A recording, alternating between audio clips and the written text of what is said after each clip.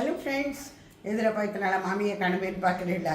வேறு ஒன்றும் இல்லை, ஒரு ரொம்ப ரொம்ப சின்ன ஒரு மைனர் ஆக்சிடெண்ட்டுன்னு சொல்கிறதா என்ன சொல்கிறதுன்னு தெரியல.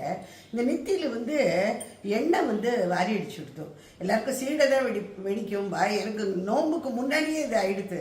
அதனால நான் அந்த நோம்பாக இருக்கட்டும், பிள்ளையார் சதுர்த்தியாக இருக்கட்டும், ரெண்டுமே ரொம்ப ரொம்ப சிம்பிளாக தான் பண்ணினேன். என்ன நான் காமிச்சிக்கவும் இல்லை. கோகுலாஷ்டமியும் ரொம்ப சிம்பிள். அதனால இப்போ ஒரு வீடியோ ஒன்று போடுறேன், கோகுலாஷ்டமி எப்படி ஆச்சுன்னு. அதை பாருங்க வாங்க.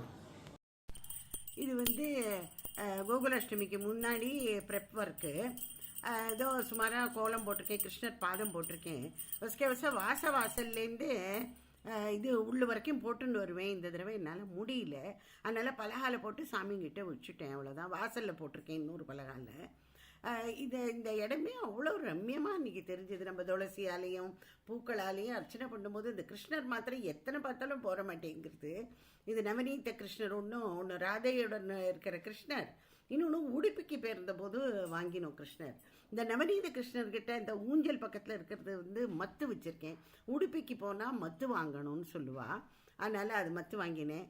இங்கே இந்த இதில் இருக்கிறது உடுப்பி கிருஷ்ணர். அதுவும் ரொம்ப நல்லா இருக்கும். அது பார்க்குறதுக்கே அவ்வளோ அழகாக இருக்கும். இந்த பாருங்க, உடுப்பி கிருஷ்ணர் அப்படியே இது நாமமும் போட்டுண்டு எவ்வளோ அழகாக இருக்கிற, கையில் மத்து வர வச்சுட்டுருக்கார் பாருங்க. அது அவ்வளோ நல்லா இருக்கும். ஸோ எனக்கு தெரிஞ்ச ஸ்லோகங்கள், அர்ச்சனைகள், அதை அஷ்டோத்திரம் படித்து துளசியால் அது அப்படி நான் அர்ச்சனை பண்ணினேன். அவ்வளோதான். சாதாரணமாக பண்ணக்கூடிய நெய்வேத்தியங்கள் அதெல்லாம் பண்ணிட்டேன். வெறும் சீடை, வெள்ளை சீடை, உப்பு சீடை, தேங்காய் பர்ஃபி, அவ்வளோதான் நான் பண்ண முடிஞ்சுது என்னால். அதை பண்ணி நான் நைவேத்தியம் பண்ணி விட்டுட்டேன். நான் ஒரு தடவை கோகுலாஷ்டமி போது மதுரா விருந்தாவனில் இருந்தோம். அந்த விருந்தாவனில் பார்த்த இதுக்கு ஈடு இணையே சொல்ல முடியாது. அவ்வளோ ஆனந்தமாக இருந்தது, அவ்வளோ நல்லா இருந்தது. எல்லோரும் ராத்திரி 12 மணிக்கு தான் கிருஷ்ணர் பிறக்கிறாருன்னு சொல்லிட்டு என்ன ஒரு உற்சாகம், பாட்டு, டான்ஸுன்னு மறக்கவே முடியாது கோகுலாஷ்டமி. அது